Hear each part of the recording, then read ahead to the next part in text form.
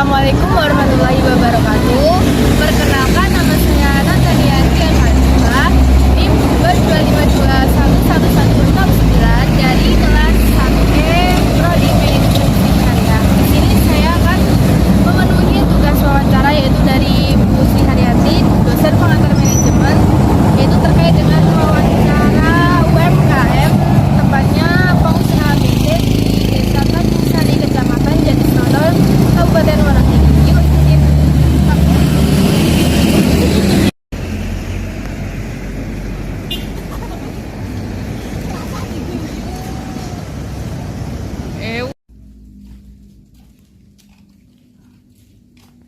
Assalamualaikum warahmatullahi wabarakatuh. Perkenalkan, nama saya Nataniati Akalsta dengan NIM 22521169, berasal dari kelas MBS 1E. Di sini saya akan mewawancarai seorang pengusaha UMKM itu di Desa Tanjung Sari, Kecamatan Jatisnoto, Kabupaten Wonogiri, ya Bu? Iya, Oke, yang pertama mohon perkenalan dulu dengan Ibu siapa?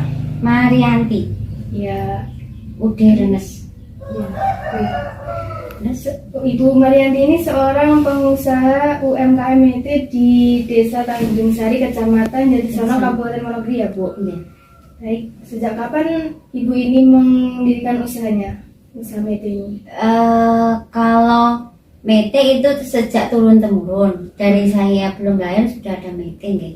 Terus kalau saya sendiri terjun ke mete itu mulai SMA kelas 1 saya sudah berjualan kayak gitu. Walaupun enggak barangnya sendiri, barangnya orang tua, tapi saya sudah menjualnya kemana-mana kayak gitu. Ya, itu sejak tahun berapa ya Bu? Tahun 2001 2001, berarti udah lama banget ya Bu ya? sudah lama banget. Ya. Oke, baiklah. Kenapa Ibu memilih untuk menjalankan usaha ini, Bu? Apa yang latar belakangi Ibu memilih untuk menjalankan usaha mete ini? Yang pertama, emang mete itu sudah turun temurun. Iya. Yang kedua itu omsetnya lumayan buat kehidupan sehari-hari. Yang ketiga, memang daerah sini itu mata pencariannya emang mengupas mete. Iya, berarti Makanya itu. Terus untuk bahan sendiri sini juga sangat menunjang. Maksudnya di mana-mana sudah ada tuh jual mete bahan kayak gitu loh, gelondongan maksudnya kayak gitu. Artinya untuk bahan sendiri juga mudah, terus penjualan juga mudah, jadinya enak untuk penjualan. Iya. Oke Bu, berapa modal yang Ibu butuhkan sih untuk menjalankan sebuah usaha mete ini? Kalau modal sangat banyak, tapi kalau saya pertama-tama 50 juta sudah jalan. 50 juta. Iya, 50 juta sudah jalan. Kalau mete. Cukup besar sekali ya Bu ya? Iya, cukup besar sekali karena harga mete juga mahal. Ini juga kalangan menengah ke atas. Selanjutnya, apakah Ibu membutuhkan karyawan untuk menjalankan usaha mete saat ini Bu? Iya, untuk mengupas sendiri saya membutuhkan karyawan karena tidak bisa kerja sendiri ya. Untuk mengupas juga ada karyawannya. Untuk pemasarannya juga dibantu sama karyawan kayak gitu. Walaupun cuman kita kan main di sosial media kayak gitu. Jadinya juga membutuhkan penjualan omset untuk kedepannya untuk penjualannya ini. Kira-kira ada berapa karyawan dalam usaha ini? Kalau untuk pengupasannya kurang lebih 6 sampai 10. Terus untuk penjualannya dari sosial media banyak, ada teman-teman juga. Berarti ini pemasarannya juga lewat sosial media, Iya. berupa di Instagram? Iya. Iya, lewat apa? Shopee. Shopee, oh ya, Shopee juga ada Bu? Iya. Iya. Tokopedia. Tokopedia. Iya. Oh, banyak sekali ya Bu? Iya. Ya. Selanjutnya, berapa omset yang dihasilkan dari usaha ini Bu? Kalau kayak gini tergantung musim ya. Kalau Iya. musimnya itu apa namanya usum orang hajatan, Iya. itu mesti penjualannya juga tinggi. Tapi kalau waktunya kayak gini, musim hujan biasanya juga jarang yang beli kayak gitu. Tapi setiap hari juga ada yang membutuhkan, maksudnya ke rumah untuk meminta apa namanya mete kayak gitu. Ya. Selanjutnya, bagaimana sih strategis manajemen produksi pada usaha mete ini yang Ibu jalankan? Kalau saya tetap pakainya sosial media nih, maksudnya di Shopee, terus ada juga dari rekan. Jadinya saya bekerja sama rekan, terus rekan menjual di kota biasanya kayak gitu. Tinggal saya mengirim lewat Indah Kargo, lewat CNT, lewat CNE kayak gitu. Itu sampai ke kota mana aja Bu, boleh tahu? Kotanya dari Blora juga ada, Pati juga ada, Jogja juga ada, Kebumen juga ada.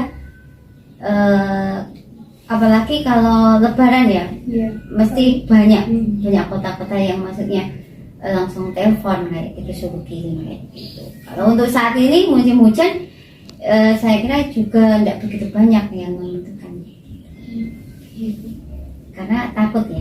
Iya. Kalau hujan kan metenya sering basah, jadinya kan nggak gurih. tidak tahan lama, Nggak tahan lama. jadinya takut untuk penjualannya sana sendiri juga takut kayak gitu. Mintanya yang sedikit kayak gitu. Kalau musim panas kan bisa disetok, jadinya mintanya banyak. Oke. Selanjutnya, bagaimana sih cara Ibu untuk mengoptimalkan agar penjualan mete ini berjalan dengan target yang ditentukan? Ya, Maksimal. itu kerjasama, kita Ya. saling percaya saja. Untuk teman-teman juga ada juga yang maksudnya ambil kontan, ada juga yang sistemnya bawa dulu baru nanti terhargai. Kita sistem percaya aja yang pertama. Yang kedua, untuk untuk pengiriman kita bekerja sama dengan pengiriman misalkan CNT, Indah Kargo kayak gitu. Pengen pengiriman itu yang mudah, yang murah kayak gitu. Kita juga memikirkan di sana, soalnya di sana juga dijual lagi. Kalau kita jualnya mahal-mahal, konsumennya sana juga tidak dapat laba kayak gitu. Sistemnya kayak gitu. Kita sama-sama saling membutuhkan, kita sama-sama bicara supaya kerjasama. Terus dia dapat untung, saya dapat untung kayak gitu. Terus kan waktu COVID-19 itu kan sangat panjang nggak Bu? Itu apa dapat berpengaruh? Terus Pengaruh besar sekali. tolong jelaskan Bu. Iya, soalnya COVID ini kan rata-rata kan dari segi pengiriman juga kurang bagus. Terus dari sisinya konsumennya jarang yang ke pasar. Rata-rata kan untuk mete ini kan yang jual kan ke pasar kayak gitu. Kalau pasarnya tidak ada orang, siapa yang mau beli? Yang pertama. Yang kedua, untuk sirkulasi uangnya kalau COVID juga tidak selancar kayak hari ini. Kemarin kan untuk peredaran uangnya juga sangat sulit kayak gitu, banyak yang sakit, terus takut keluar rumah kayak gitu kan, jadinya menghambat untuk metenya. Nanti ada berapa total kerugian yang Ibu alami? Kalau total kerugiannya untuk COVID ya? Iya, pas COVID kemarin.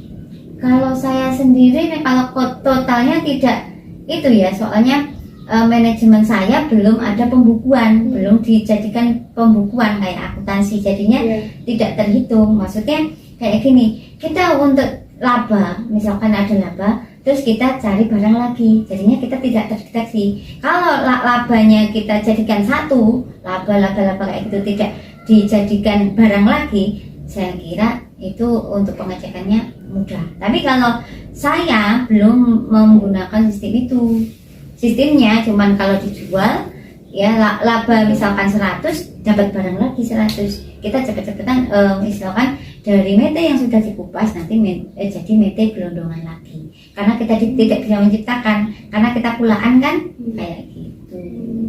Misalkan kan kalau Quran kan tidak mungkin atau apa namanya tidak hari itu juga barang itu bagus. Kalau punya uang gage-gage beli kayak gitu, cepat-cepat beli. Kalau tidak kayak gitu nanti besok lagi barangnya habis. Yang pertama, yang kedua. Sekian dari wawancaranya sudah saya sampaikan, kurang lebihnya mohon maaf. Wassalamualaikum warahmatullahi wabarakatuh.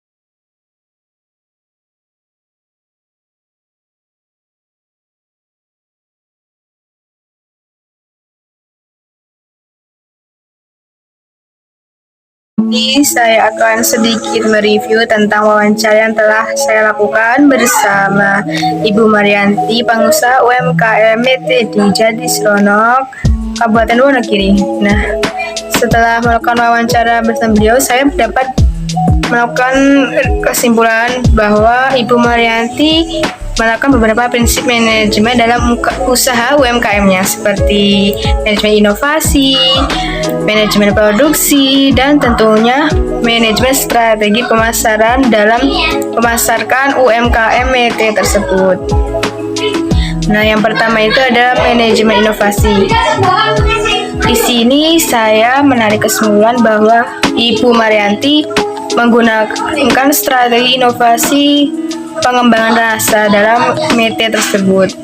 Bahwasanya dulu waktu awal-awal produksi METE itu Ibu Marianti hanya dipasarkan dalam bentuk goreng saja. Tetapi semakin berkembangnya zaman, Ibu Marianti itu melakukan sebuah inovasi pengembangan rasa terhadap METE tersebut, yaitu rasa yang diproduksi dalam Ibu Marianti tersebut, seperti yang pertama METE oven, yang kedua METE bakar, yang ketiga METE keju, yang keempat METE pedas manis, yang kelima ada METE rasa coklat yang terbaru-baru ini. Nah, untuk yang selanjutnya ada manajemen produksi. Dalam usahanya, Ibu Marianti sendiri memanfaatkan beberapa barang produksi atau alat produksi yang digunakan untuk memproduksi kacang METE tersebut, seperti coklokan untuk mengupas METE tersebut. Nah, seperti cukilan untuk mengupas METE dari kulitnya tersebut, dan juga ada alat-alat lainnya seperti oven yang digunakan untuk memanggang METE tersebut. Nah, selanjutnya dalam proses produksi sendiri, Ibu Marianti menggunakan tenaga karyawan atau sumber daya manusia sendiri karena beliau tidak bisa memproduksi sendiri karena beliau memproduksi sangat banyak sendiri. Nah, selanjutnya ada strategi pemasarannya. Ibu Marianti menggunakan dua strategi, yaitu secara offline dan secara online. Secara offline itu adalah pembeli datang ke rumah ke beliau langsung, dan yang kedua itu online, yaitu melalui all shop seperti Shopee, Tokopedia, Lazada, dan lewat media sosial lainnya seperti Instagram, Facebook, dan WA. Dalam manajemen pemasaran sendiri tidak lepas sendiri dari yang namanya persaingan dagang. Maka dari itu Ibu Marianti menerapkan beberapa strategi dan cara yang dapat bersaing dalam pasar nasional dan pasar internasional.